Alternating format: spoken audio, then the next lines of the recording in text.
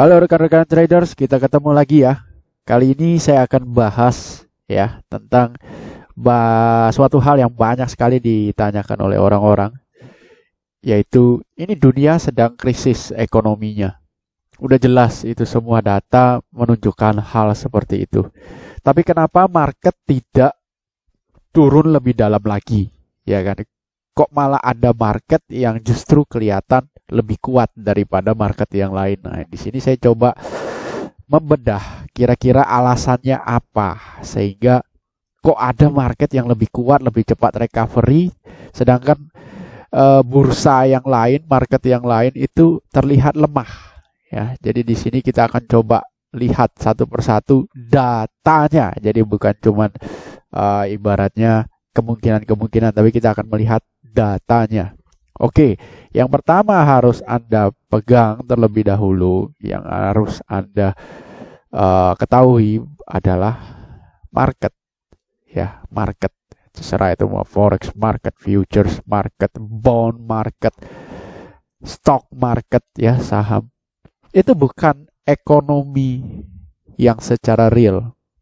Bukan. Karena market itu semua bisa dikendalikan dengan adanya stimulus atau misalnya kenaikan suku bunga, ya. Suku bunga naik, market turun, suku bunga turun, market naik, nah, seperti itu. Jadi itu bukan real ekonominya. Ekonomi ya ada skala makro, mikro, orang jualan bakso, orang jualan ayam penyet, segala macam itu UMKM, itu ekonomi, penggerak roda ekonomi. Ya, seperti itu. Jadi market itu sendiri bukan ekonomi yang real. Jadi bisa saja dikendalikan, diintervensi, maksud saya seperti itu. Jadi apa yang digambarkan oleh market itu belum tentu ekonomi secara real. Kemudian berikutnya ya yang perlu Anda lihat juga dan mungkin Anda juga sudah tahu di mana untuk untuk market di US, untuk ekonomi US, maksud saya GDP-nya pada kuartal pertama itu kontraksi atau minus 4,8%. Saya rasa Anda semua sudah tahu, di mana ekspor turun, impor juga turun lebih dalam, ya, seperti itu. Kemudian pelayanan service, ya, kemudian barang juga turun, jadi hampir semua aspek-aspek penting turun. Dan di mana penurunan GDP sebesar 4,8% ini terakhir kali terjadi adalah pada saat global financial crisis di tahun 2008, ya. Jadi seperti itu. Kemudian data tingkat pengangguran di Amerika Serikat, saya rasa Anda juga semua sudah tahu, ya. Pada bulan April itu Amerika menyentuh tingkat penganggurannya sebesar 14,7%. Ya, 14,7% di bulan April. Padahal Februari, jadi pada 2 bulan sebelumnya itu, di Februari itu sempat hanya berada di angka 3,5%, yang mana itu adalah angka terendah dalam 5 dekade terakhir. Ya, thanks to Donald Trump dengan tax cut-nya, kemudian kebijakan buyback saham untuk stock market, ya, yang membuat stock market naik. Ibaratnya kalau emiten melakukan buyback saham maka akan ada tax rebate, ya, seperti itu. Maka tingkat pengangguran menjadi sangat rendah, yaitu hanya 3,5% dalam 5 dekade terakhir. Sedangkan 2 bulan berikutnya dihantam oleh COVID-19, tingkat pengangguran jadi 14,7. Sirnalah sudah apa yang telah dikerjakan dalam 10 tahun terakhir, habis sirna hanya dalam 7 minggu. Ya, hanya dalam 1 bulan bahkan. Hanya dalam 1 bulan kerja keras itu habis. Ya, jadi jumlah lapangan pekerjaan yang telah dibuka selama 10 tahun habis hanya dalam 1 bulan. Jadi itu dampaknya sebesar itu. Nah, kemudian pertanyaannya adalah, dunia sedang krisis, kenapa market tidak jatuh lebih dalam, kan seperti itu. Terus apa bedanya krisis sekarang 2020 dengan 2008? Jika lockdown dicabut 100%, jadi artinya sudah tidak ada lagi, pokoknya intinya semua boleh dibuka. Simpelnya kan seperti Di Indonesia Anda sudah lihat kabar selentingannya lah bahwa katanya Juni nanti mulai akan ada pelonggaran, kemudian mall boleh buka secara bertahap gitu ya. Nah itu kalau semua dibuka 100%, akankah ekonominya kembali normal atau tidak? Kembali recovery menjadi ke taraf normal seperti sebelum COVID-19 atau tidak? Itu kan pertanyaannya. Terutama Anda yang berada di sektor wira swasta juga kan. Dan juga ya semualah kalau saya bilang yang sekarang lagi menganggur kan juga butuh jawaban apakah ini bakal recovery, dan kalau recovery ekonominya apakah akan tercipta lagi lapangan pekerjaan atau tidak, ya kan? Akankah ekonomi kembali normal? Itu pertanyaan besarnya. Jadi sekarang kita coba lihat dulu ya, kenapa market tidak jatuh lebih dalam itu. Oke, market mana dulu yang harus kita... Ini pertanyaannya kan harus jelas nih. Market yang mana yang tidak jatuh lebih dalam? Ya kan? Kita coba lihat misalnya IHSG dulu. IHSG seperti ini. Jadi ini garis biru ini adalah closing 2019 ya. Closing price 2019. IHSG di 6.299 dan saat ini terakhir di tanggal, hari ini tanggal berapa? Hari ini tanggal 10 ya kalau tidak salah. Oke, di tanggal 8 itu close di 4.597. Jadi udah koreksi dalam nih. Pertanyaannya kan kenapa ini tidak jatuh lebih dalam lagi? Kan seperti itu.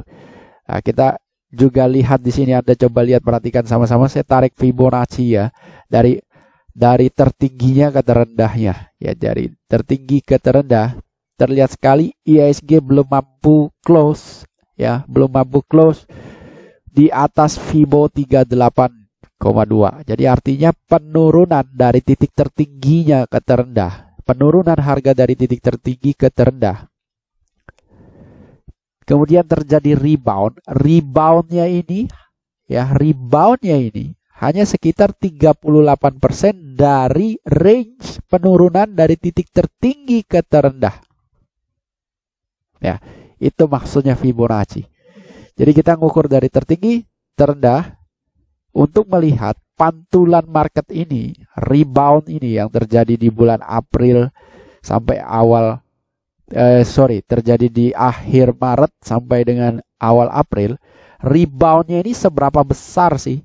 Ternyata hanya sekitar 38,2% dari range harga tertinggi ke terendahnya. Ya, jadi ibaratnya tertinggi 1000, terendah 0. Rebound 300. Jadi itu ibaratnya rebound ke 300. Itu sama dengan berapa? 30%. Seperti itu. Ya, itu Fibonacci.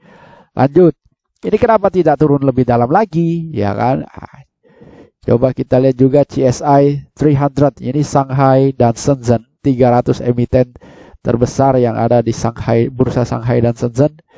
Garis biru ini adalah penutupan di 2019 dan posisi saat ini sudah berada di bawah penutupan tersebut. Jadi artinya secara year to date kinerja CSI 300 ini masih negatif untuk 2020. Walaupun pada saat bulan Februari itu sempat naik ya, tapi kalau Anda coba trace lagi beritanya, di situ ada ketentuan dari pemerintah Tiongkok bahwa pada saat itu semua brokerage, semua sekuritas tidak boleh ada yang net sell. Belum bayangin ya? Suka-suka lah ya, karena negara komunis. Cari beritanya ada, saya bukan hoax ya. Seperti itu. Kemudian ketika aturan itu dicabut, dilihat COVID-nya sudah mulai kira-kira aman, aturan itu dicabut, nah baru dah seperti itu. Jadi intervensi, kalau saya bilang itu intervensi, dalam hal ini intervensi dari pemerintah ya. Nah, maklumlah negara komunis ya, seperti itu. Tidak boleh net sell lah, kan kejam ya.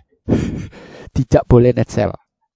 Oke, kemudian kita melihat Nikkei akhir 2019 di sini, 2020 sempat naik dan bikin tertinggi, lebih tinggi daripada 2019 walaupun sedikit. Kemudian karena COVID jatuh, bang. Sekarang sudah rebound sekitar 50%. Jadi artinya di tengah-tengah nih ya, di tengah-tengah Nikkei. Dia bingung antara mau lanjut apa enggak nih. Bingung. Di tengah-tengah posisinya. Pas Fibo 50. Ya. Oke. Kenapa juga belum turun lebih dalam? Bukankah dia sudah gagal mengadakan Olimpik? Dan itu dampak ekonominya besar sekali itu. Tahun depan saja itu masih tanda tanya loh. Kemudian Jerman yang mortality rate-nya rendah. Yang mortality rate-nya rendah. Memang juga jumlah positif banyak, tapi mortality rate-nya rendah. Hebat ya, karena dia sejak awal sudah prepare ya, sejak awal sudah persiapan. Ini juga sama, rebound pas di tengah-tengah 50%. Ya, bingung dia mau lanjut naik apa enggak. Oke, jadi Anda bisa lihat di sini kebanyakan reboundnya di tengah-tengah kecuali IHSG. IHSG 38%-nya aja susah nih ya. Tung baru lewat dihajar turun. Tung. Nah, itu tanda-tanda kurang bagus sudah. Ya. Kalau Anda lihat Nikkei ya, tung diajar turun, mantul. Nah, kita tung diajar turun memantul kok berat seperti itu. Nah, di situ nanti coba kita lihat. Jerman sudah oke, kemudian ini Inggris. Inggris sampai saat ini Inggris itu masih lagi banyak-banyaknya jumlah positif seperti itu.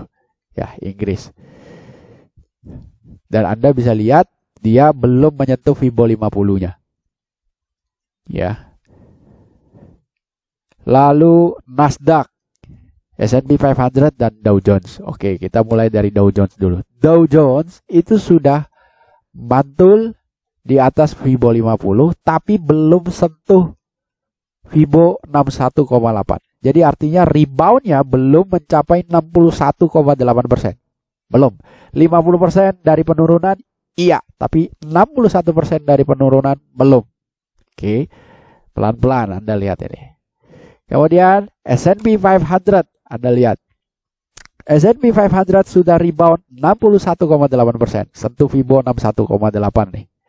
Jadi artinya reboundnya saat ini sudah 61,8% dari penurunannya dari titik tertinggi ke terendah.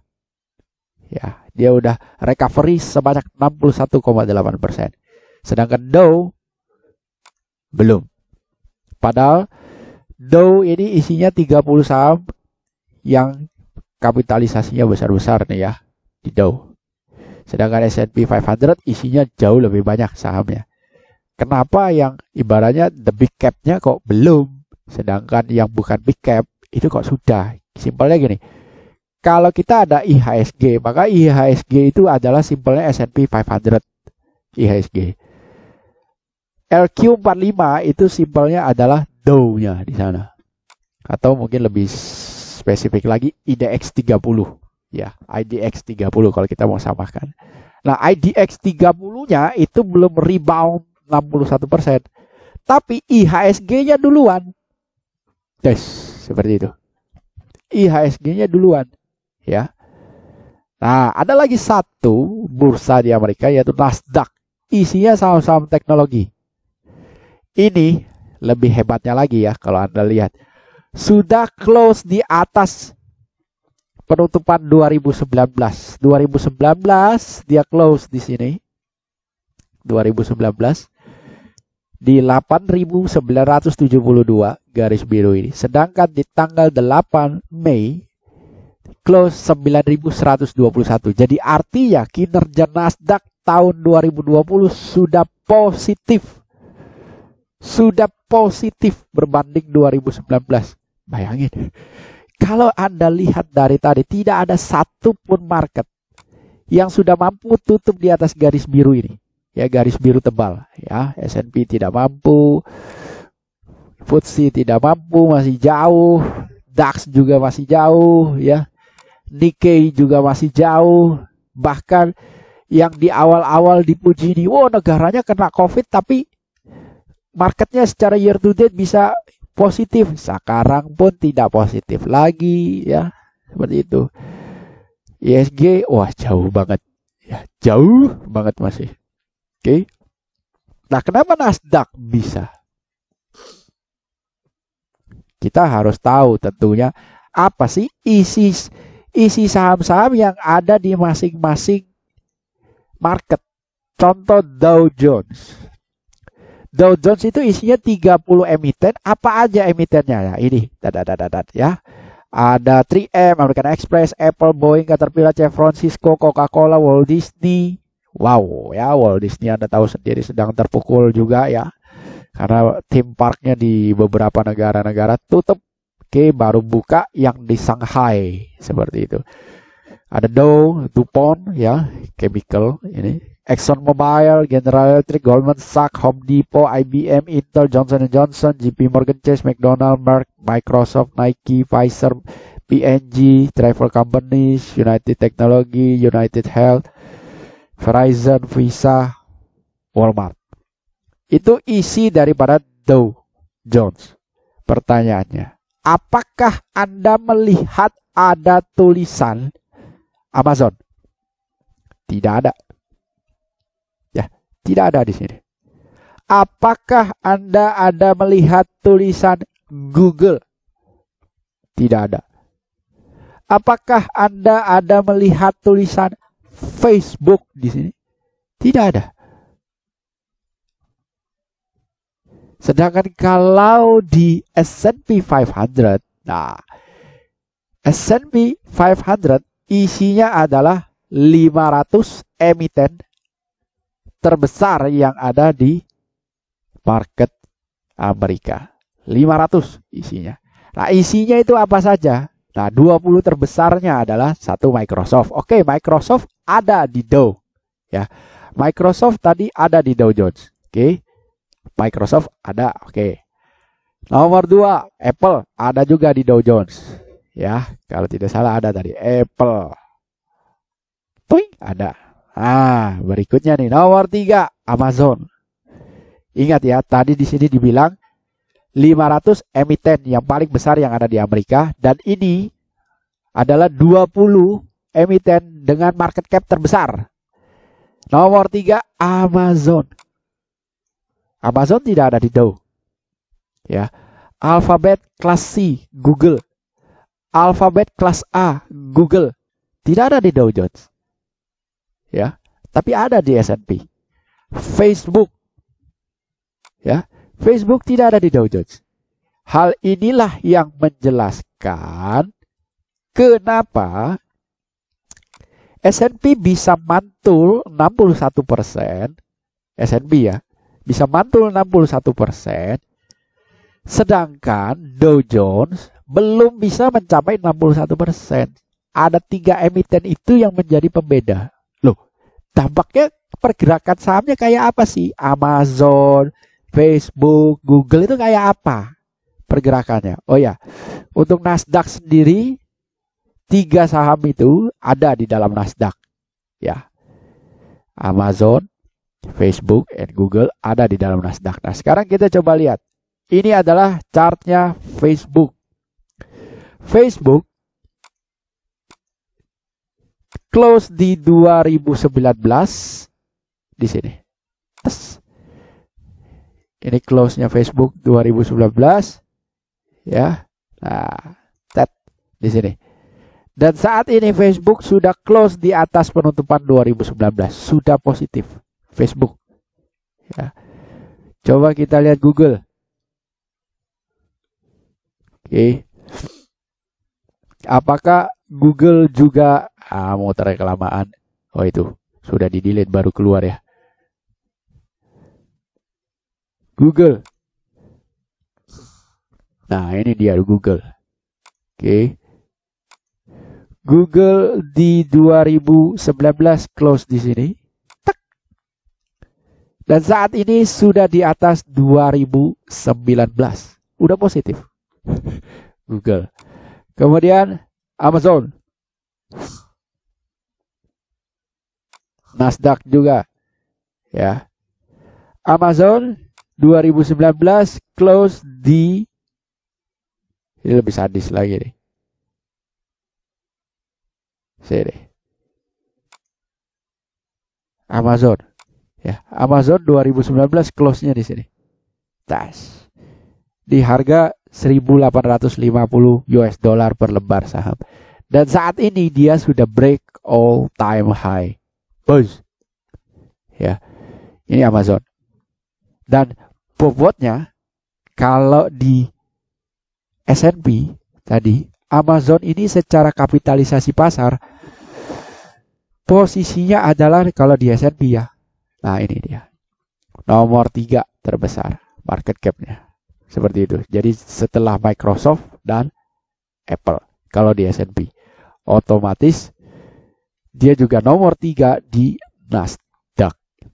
Nah, Nasdaq ini adalah bursa khusus emiten-emiten teknologi. Ya, teknologi, bergerak di bidang teknologi. That's why tidak ada isinya bank di dalam sini, ya, tidak ada airlines di dalam sini kalau tidak salah. Sehingga dia terlihat lebih strong, lebih kuat, lebih cepat rebound. Loh, pertanyaannya kenapa teknologi? Kok itu yang mendrive rebound, ya kan? Kok itu yang mendrive rebound? Simple. Selama orang working from home, Anda udah tahu apa yang dipakai sekarang. Loh, yang dipakai kan kerja pakai Zoom, meeting, go to webinar lah. Apa. Ya, itu yang kita pikir ya. Tapi sebenarnya orang kebanyakan browsing. Pakainya apa? Google, YouTube, oke, Facebook juga dipakai, ya kan? Amazon. Ada satu lagi yang belum saya sebut di sini, Netflix. Ya, itu lebih gila-gilaan lagi. Jadi itulah produk-produk yang dipakai selama working from home.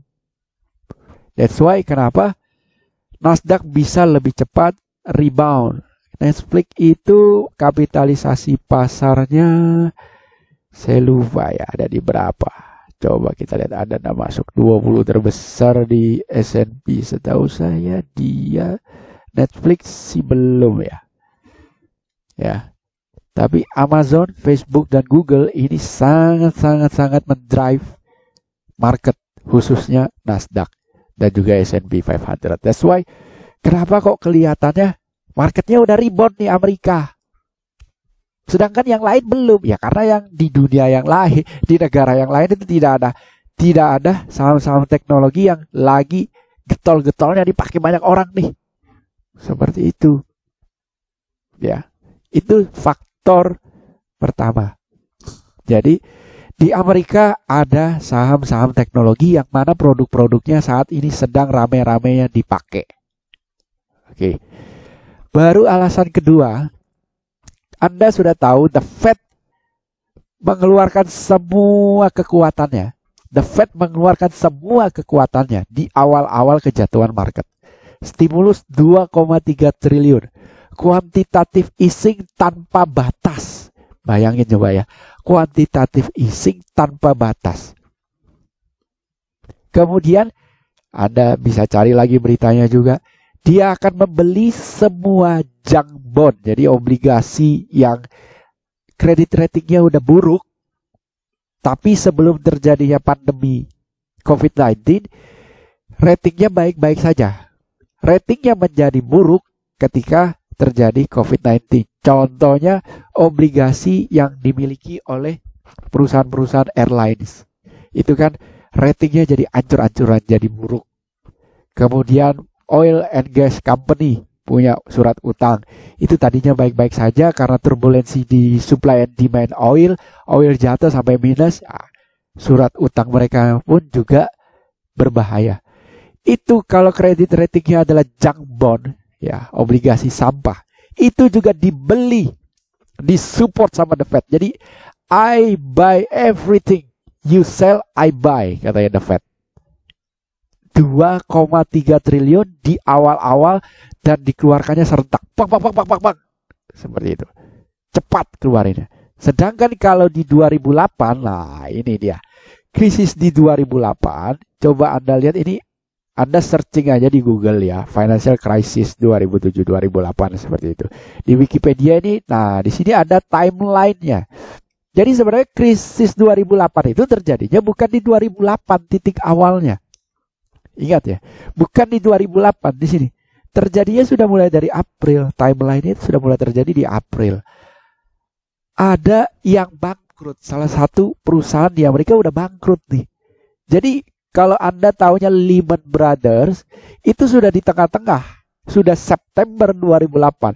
Tapi cerita ini dimulai dari April 2007. Nah, sekarang kita coba lihat April 2007 itu seperti apa kondisinya S&P. April 2007, nah di sini. Loh, Anda malah tambah bingung. Ada yang bangkrut, marketnya lo baik-baik aja, masih bisa naik lagi, kan lah ya lucu. Kan gitu ya. Lalu Agustus tanggal 9 2007. Nah, ini yang saat ini belum terjadi di 2020. Tapi sudah terjadi duluan di 2007. BNP Paribas, ya. Itu blok itu artinya dia tidak mau menjalankan perintah pencairan dana yang dilakukan oleh 3 hedge fund. Gampangnya gini lah. Anda punya account di sekuritas, terus Anda mau withdraw, kan dikasih. Lah ini hedge fund, dananya gede-gede, 3 lagi. Withdraw nggak dikasih. Ya, jadi sudah mulai terlihat ada masalah likuiditas. Nah, ya. Jadi Anda bisa bayangkan kalau seandainya nih ya, seandainya saja, simpelnya, kalau kita bayangkan di dunia perbankan gitu ya, ada bank, bukan yang bank besar ya, bukan BCA, Mandiri, BRI, BNI, bukan. Bank yang di bawah itulah level-levelnya. Terus Anda mendengar, orang mau tarik duit, nggak bisa. Lah itu kan ada masalah dengan dana di bank tersebut kan. Dia jangan-jangan udah nggak punya dana. Nah ini sudah terjadi. Agustus 2007. Kita lihat Agustus 2007. Tanggal 9. Nah, di sini. Nah, ini dia. Ya kan? Set. Agustus 2007 tanggal 9. Sudah terjadi kejadian seperti itu, market jatuh. Tang 3%. S&P 500 jatuh 3%. Tapi cuma disikapi dengan, oh ya, jatuh berada-ada. Habis itu rebound dan bikin all time high baru lagi. Ya. Ingat loh ya, ini timeline ibaratnya alur cerita terjadinya big crash 2008. Jadi bukan terjadi di 2008-nya. Cerita itu dimulai sudah dari 2007. Ya. Barulah pada September 2008 tanggal 15 Lehman Brothers dinyatakan bangkrut. Kita lihat. September 2008. Nah, itu sudah di sini. Tanggal 15. Nah. Jadi udah jauh nih. Ya. Market udah turun, tapi belum. Ujungnya belum. Jadi gampang kayak simpelnya begini. Cerita BNP Paribas dan perusahaan yang bangkrut tadi itu di 2007 itu gampangannya, oh ada kasus COVID-19 bulan Desember di China. Oh ya. Apa yang terjadi di Februari? Market masih all time high, bos. Februari awal kalau nggak salah ya. Seperti itu. Februari awal, yes. Ya. Market masih all time high ya. Seperti itu. Barulah ketika COVID-nya masuk ke China, bursa China-nya dulu yang ambruk. Amerika sudah ambruk? Belum. Ya kan? Belum. Sudah besar di China, market Amerika belum ambruk. Masuk di Amerika, barulah mulai marketnya ambruk. Dan itu seperti, kalau timeline ceritanya adalah Lehman Brothers bangkrut tanggal 15 September. Seperti itu. Ya. Tang. Ya, di mana tadi itu? 15 September. Nah, yang ini. Des, hari itu Dow Jones turun 4,7%. S&P 500 turun 4,7%. Tapi itu belum bottom. Ya, Anda lihat di sini jatuh, ada rebound. Ya, jatuh, ada rebound. Jadi biasa itu. Jatuh terus rebound itu biasa. Ya. Sampai di sini, jadi marketnya itu dari all time high terus jatuh, ya, jatuh. September. Ya, ini September kan. Oke. Sampai dengan di sini, itu kalau Anda lihat timelinenya, belum ada stimulus yang dikeluarkan oleh the Fed. Anda lihat ini, belum ada. Belum. The Fed itu masih, ya modelnya masih, ya ini tolong dibantu, ini dipermudah, ini begini. Jadi cuma kebijakan-kebijakan mempermudah seperti itu. Tapi tidak ada stimulus bentuk duit, I will buy everything that you sell, even the junk bond. Tidak ada. Ya, tidak ada. Anda bisa lihat. Stimulus itu bahkan pernah ingin diusulkan. Nah, ini dia. September 2008, tanggal 29. Tanggal 29 September. Market turun berapa? 8,8% dalam satu hari S&P. Ya, turun 8,8% dalam satu hari. Karena apa? Karena pemerintah ingin, ya the Fed. Kok the Fed? Ya, di sini. Jadi pemerintah itu pingin ngasih stimulus sebesar 700 miliar US dollar, tapi ditolak sama DPR-nya. Langsung marketnya ambles. Bang. Seperti itu. Ambles. Ya, ambles. Stimulus yang bentuknya berbeda itu baru disetujui tanggal 3 Oktober. Jadi market udah jatuh gitu ya. Timelinenya seperti itu. 3 Oktober ada paket stimulus yang disetujui. Tapi market tetap meresponnya jelek. Tetap turun. Ya. Seperti itu. Tetap turun. Kemudian. Ya ini yang lucu. Februari tanggal 13 2009. Ya ini yang lucu. Februari tanggal 13. Nah, di sini. Jadi, saya ingat tuh, tanggal 13 Februari Kongres menyetujui bantuan ya stimulus ya. Package itu banyak itu bantuan ke siapa sama lah kayak yang sekarang ya, bantuan untuk UMKM, terus untuk tenaga kerja yang di PHK apa bla bla bla bla seperti itu, kurang lebih siapa sasarannya kurang lebih hampir sama. Sebesar 787 miliar US dollar. Tanggal 13 Februari 2009. Apa yang Anda lihat setelah stimulus itu disetujui? Market masih turun dan bikin lower low lagi daripada low sebelumnya. Jadi market itu udah dikasih ini loh ya, lu maunya ini ya. Tapi malah bikin lower low lagi. Biar. Itu. Jadi terjawablah sudah apa bedanya 2020 dengan 2020 dengan 2008. Di 2020 the Fed itu cepat sekali jebrek quantitative easing, jebrek, karena sudah ada undang-undangnya quantitative easing. Di 2008 itu belum ada undang-undangnya untuk quantitative easing, itu belum. Ya, belum. Jadi ibaratnya mau maju gimana? Maju nggak susah. Seperti itu. Maju nggak susah. Nah, pada saat 2020 kan undang-undangnya sudah ada dan sudah pernah dilakukan juga pada tahun 2009 pertengahan 2009, 2010, 2011 ya. Udah pernah dilakukan. Nah, sekarang dia lakukan dengan cepat dan dengan size yang jauh lebih besar. Terus yang ditembak juga jauh lebih banyak.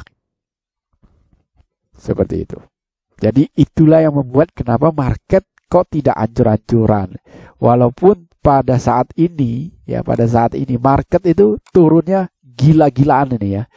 Turunnya gila-gilaan, kenapa saya bilang gila-gilaan? Karena dia turun sebesar kurang lebih berapa persen nih kalau kita lihat? 35% hanya dalam 1 bulan. Ya. Penurunan terbesar yang tercepat yang pernah terjadi. Cepat sekali. Makanya reboundnya juga seperti ini. Cepat. Karena didukung oleh stimulus. Seperti itu. Jadi apakah saat ini market sudah murah? Simple jawabannya sebenarnya. Warren Buffett aja belum melakukan pembelian apapun. malah cut loss di semua perusahaan airlines. 4 besar airlines di Amerika, dia punya sahamnya, itu di cut loss semua. Karena dia melihat masa depan dunia airlines ini tidak akan kembali sama seperti sedia kala. Dia melihat itu. Jadi dia cut loss. Dan itu bukan salah CEO-nya airlines. Enggak. Ini hanya prediksi Warren Buffett, behaviornya ke depan, sektor ini akan redup. Seperti itu. Makanya dia cut loss. Ya. Jadi terjawab sudah kenapa 2008 jatuhnya itu kok bisa dalam, ya terus lambat, pelan-pelan. Ya karena the Fed-nya celemek gitu kan. Ibaratnya pelan-pelan ya. Oh ya ini kamu merger sama ini deh, nggak apa-apa. Ya ini tolong dibantu, sahamnya tolong dibeli ya, seperti itu. Powernya untuk memberikan stimulus itu belum kuat. Sedangkan di 2020 hajar bleh, diar. Seperti itu. Ya, tapi ingat perbedaannya adalah pada 2008 tingkat pengangguran yang dihasilkan pada saat itu, ya 2008 itu kalau kita bandingkan dengan sekarang, nah ini Anda bisa lihat tingkat penganggurannya di angka sekitar 10%-an, ya. Sedangkan sekarang 14%, dan ini masih terus berlanjut, bisa saja mencapai 15-16, ya. Jadi dampak dari tingkat penganggurannya jauh lebih besar, dampak ekonominya jauh lebih besar daripada pada tahun 2008. Sehingga pertanyaannya, apakah kalau begitu dengan adanya the Fed, maka harusnya kita ngebom aja sekarang, kita buy aja sekarang. Ya, saya sih melihat value ya. Kalau saya pribadi melihat value. Value apakah saham ini pantas untuk dibeli atau tidak. Kalau Anda telusuri satu persatu, saham-saham yang sedang uptrend saat ini di market US adalah saham-saham yang berhubungan dengan teknologi, saham-saham yang berhubungan dengan working from home. Saham-saham yang tidak berhubungan dengan working from home belum recovery, kebanyakan belum recovery. Jadi itulah sebabnya kenapa Warren Buffett belum ada beli, karena dia belum melihat adanya value yang cukup baik yang dia bisa buy. Ya, mau 50 miliar US dollar saya siap buy, dia bilang, asal value-nya ada. Kalau nggak ada value-nya ya 1 sen pun saya nggak mau, dia bilang begitu. Nah, bagaimana dengan Indonesia? Bagaimana dengan IHSG? Nah itu tadi, apakah Indonesia punya yang namanya 2,3 triliun US dollar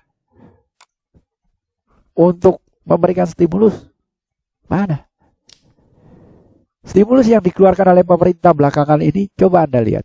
Yang berupa, ibaratnya real cash keluar itu kebanyakan kemana? BLT kan? Ya. Sedangkan yang lain ya potong pajak, ya kemudian diskon tarif listrik. Yang betul-betul support market habis-habisan. Gelontorkan duit. Baru membeli surat utang yang dirilis pemerintah aja kan, BI beli surat utang yang dirilis pemerintah, udah gitu doang. Ya, itu aja udah wah nanti ke depannya bakal inflasi loh, gini. Susah dah, serba salah. Ya, jadi kita ini benar-benar market bisa dibilang bukan stimulus, yang ada cuma berubah aturan di mana auto reject bawah tidak boleh lebih dari 7%, maksimal 7%.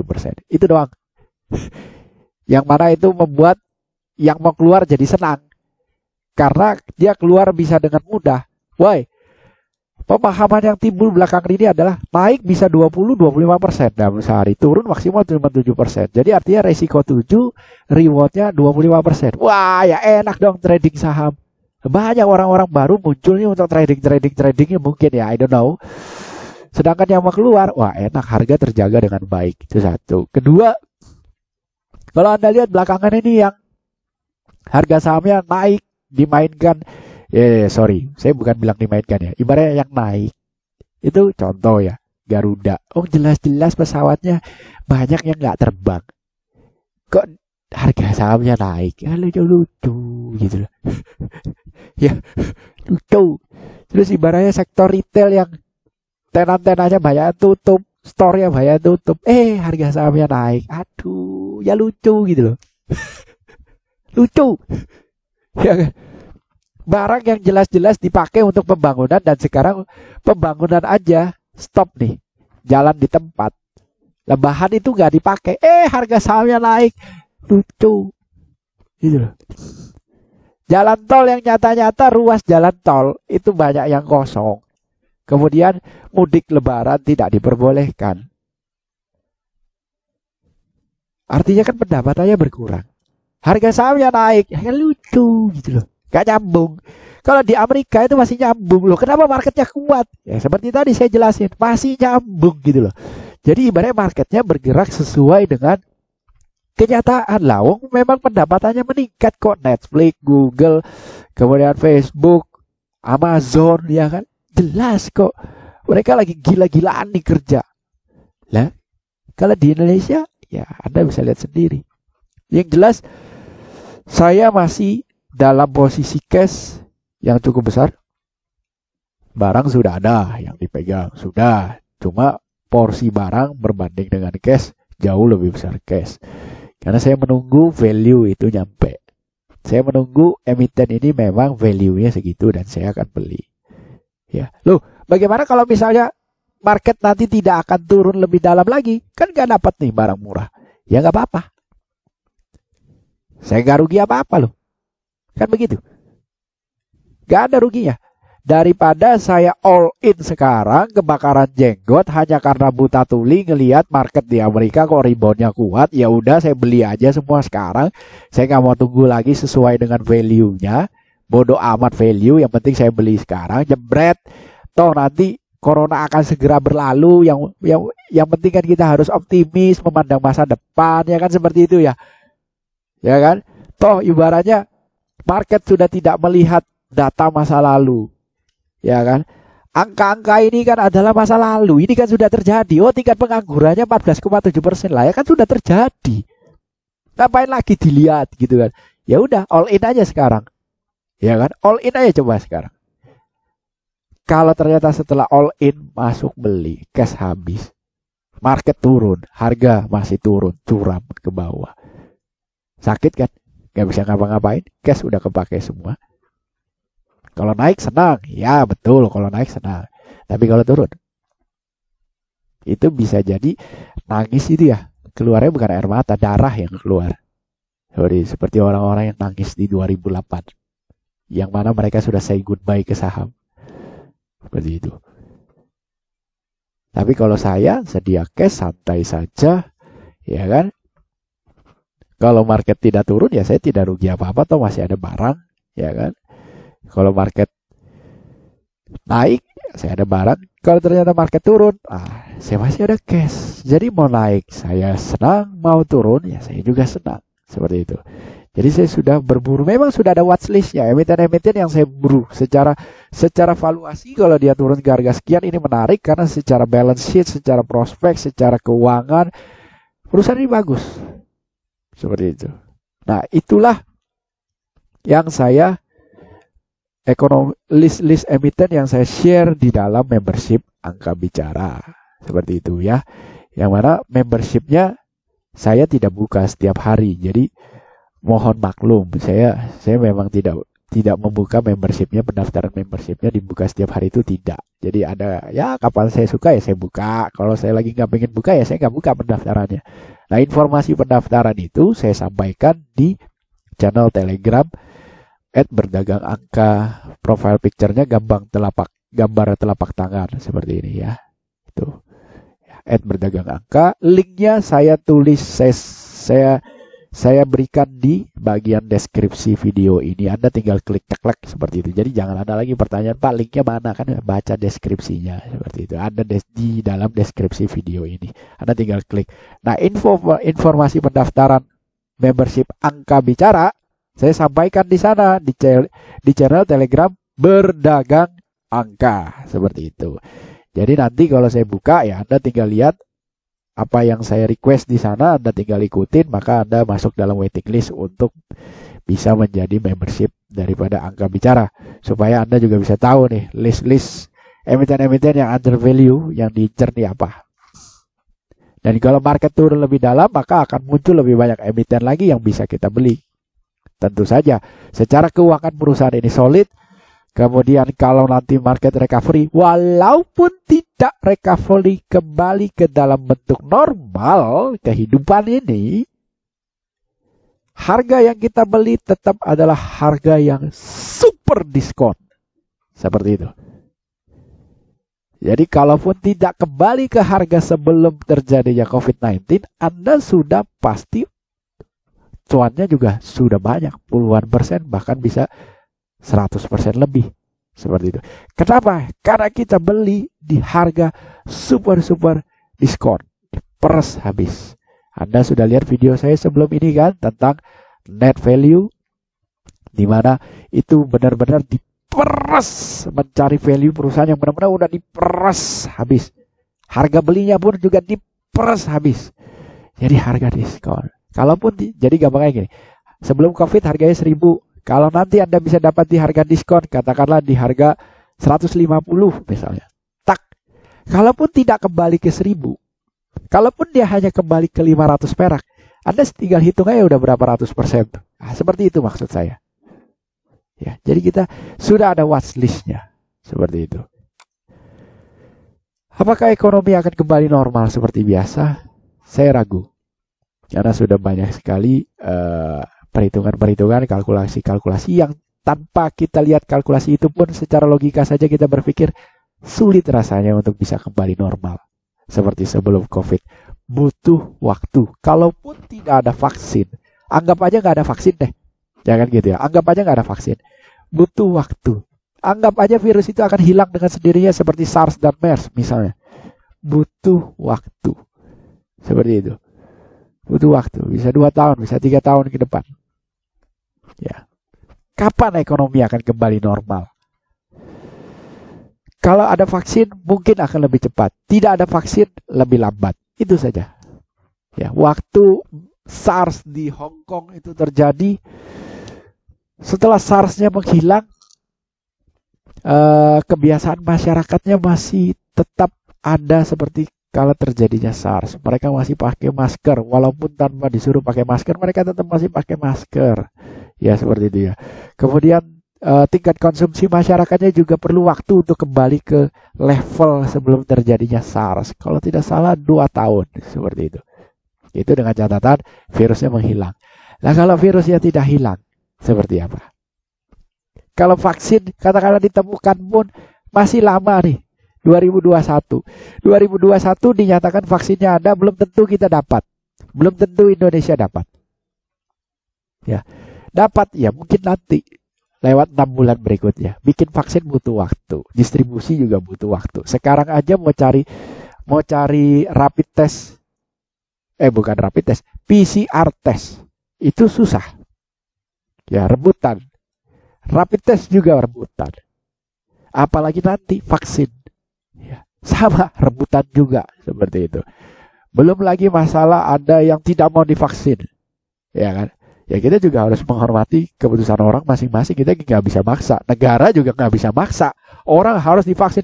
Nggak bisa. Negara hanya bisa menghimbau. Seperti itu. Jadi meskipun ada vaksin nanti, itu belum tentu langsung normal 100% kembali. Butuh waktu. Jadi bersiap-siaplah kan itu.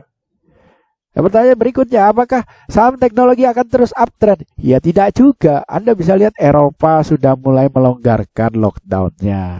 Ya kan seperti itu. Amerika sebentar lagi melonggarkan lockdown-nya ya. Karena susah mau karantina orang di rumah terus itu susah. Orang butuh makan. Ya, roda ekonomi macet kalau semua di rumah. Orang butuh makan. Jadi mereka fight dah seperti itu. Gak peduli dah. Gak peduli dah. Toh ibaratnya berdasarkan data yang dikeluarkan oleh China di websitenya mana itu ya. Aduh, saya tidak sampaikan lagi di sini. Padahal itu bagus sekali datanya. Aduh, sayang sekali ya saya tidak sampaikan di sini. Jadi yang beresiko besar adalah yang sudah punya penyakit bawaan seperti diabetes, obesitas, kanker, jantung, seperti itu. Itu resiko besar. Tertular bisa meninggal.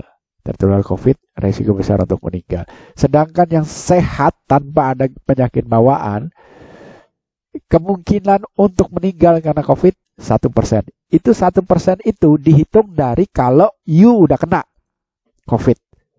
Jadi kalau kita belum kena, kemungkinan kita meninggal karena COVID itu kan jauh lebih kecil daripada 1% lagi. Seperti itu.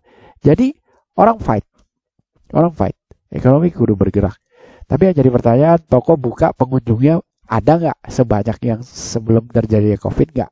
Seperti itu. Itu kan menjadi pertanyaan besar dan kemungkinan besar sih tidak akan seperti sebelum terjadi COVID. Orang butuh waktu. Jadi seperti itu. Ya. Oke, terjawab semua pertanyaan. Jadi jangan ada lagi ibaratnya, oh ini market kok kayaknya mau recovery nih, kayaknya mau recovery.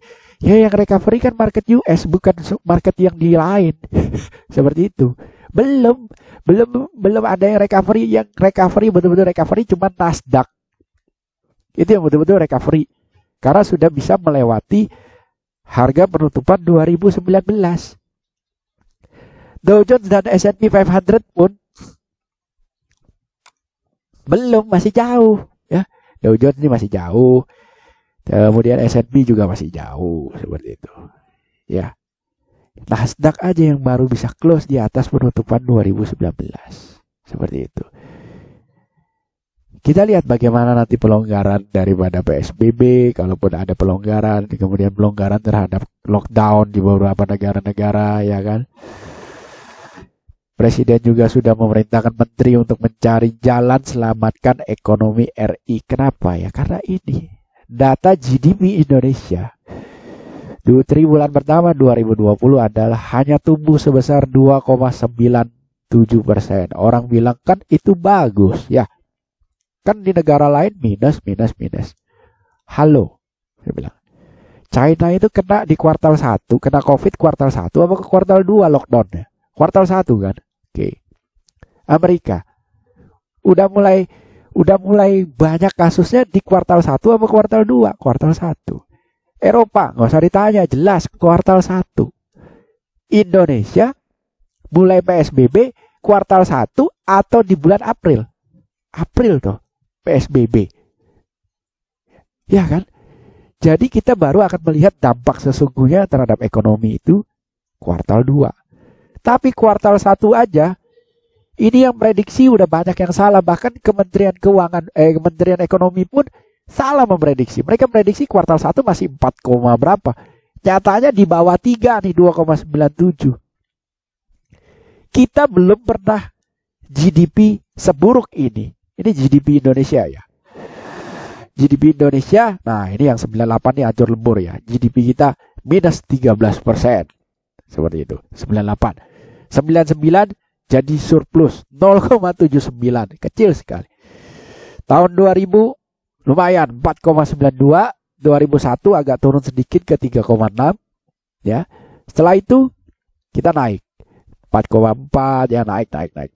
Ya, ini booming komoditas nih di tahun-tahun ini ya, 2008, 2007, 2006 ini boomingnya komoditas.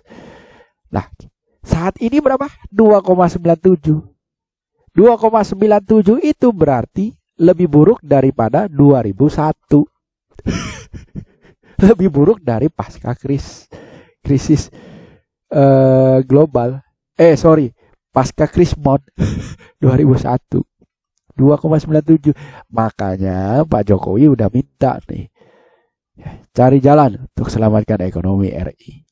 Tapi tetap tidak mengesampingkan faktor kesehatan tentunya.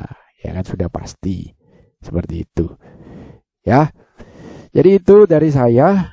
Kelihatannya kita akan segera menghadapi the new normal. Kalau saya bilang ya, the new normal. Kita akan tetap beraktivitas, tapi habit untuk menjaga kebersihan itu sudah mulai terbentuk, ya kan? Karena selama beberapa minggu ini kita sudah rajin cuci tangan, sering pakai masker, nah, seperti itu. Itu saja sudah bisa mengurangi resiko untuk tertular COVID. Sudah bisa mengurangi resiko. Dan banyak sekali berkurangnya resiko itu. Karena kan kalau di awal-awal jumlah positifnya banyak ya karena kita tidak terbiasa cuci tangan, kita tidak terbiasa pakai masker, jadi makanya penularannya cepat. Nah, kalau nanti mulai dilonggarkan PSBB-nya, tetap akan ada yang terjangkit COVID, tetap akan ada, tapi jumlahnya akan sangat minim.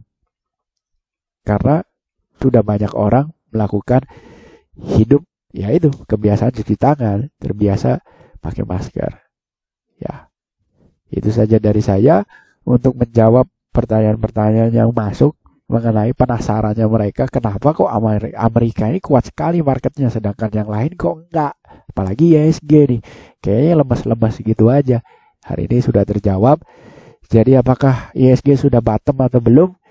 Ya kita lihat saja nanti. Yang jelas bukan itu permasalahannya. Bukan sudah bottom atau belum. Bukan itu permasalahannya. Permasalahannya adalah kalau ini belum bottom, Anda udah siap nggak? Itu aja. Kalau ternyata ini belum bottom, tempo hari belum bottom, dan akan membuat lower low yang lebih rendah dari 3.911, Anda siap nggak? Pelor Anda ada nggak? Jangan-jangan udah masuk terus tiba-tiba market turun, nggak sempat cut loss, turun, Anda nggak bisa beli apa-apa. Duit nggak ada. Seperti itu. Kalaupun market mau rebound, ya silakan, saya nggak rugi kok. Market rebound, saya akan tetap bisa menangkap kembali dengan trend follower. Contohnya seperti yang banyak dilakukan oleh trader-trader trend follower di Amerika nih sekarang. Kayak Mark Minervini, kemudian John Paul Tudor. Mereka ada posisi, ada. Bahkan Paul Tudor posisi di Bitcoin. Seperti itu. Ya kan? Karena uptrend.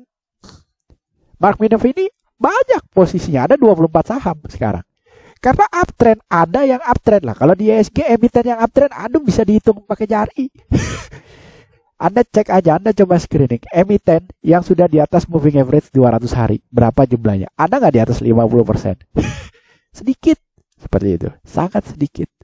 Ya, jadi yang penting itu kita siap apa enggak. Kalau market rebound saya siap. Karena ada tapak naga. Simple. Dia akan tangkap semua itu yang uptrend. Tapi kalau market nggak rebound, maka malah bikin lower low. Saya siap dengan value stock. Ya kan, cash juga udah disiapin. Jadi mau naik, mau turun, I don't care. Ya, I'm ready. Itu yang penting. Sekian dari saya. Thank you for watching.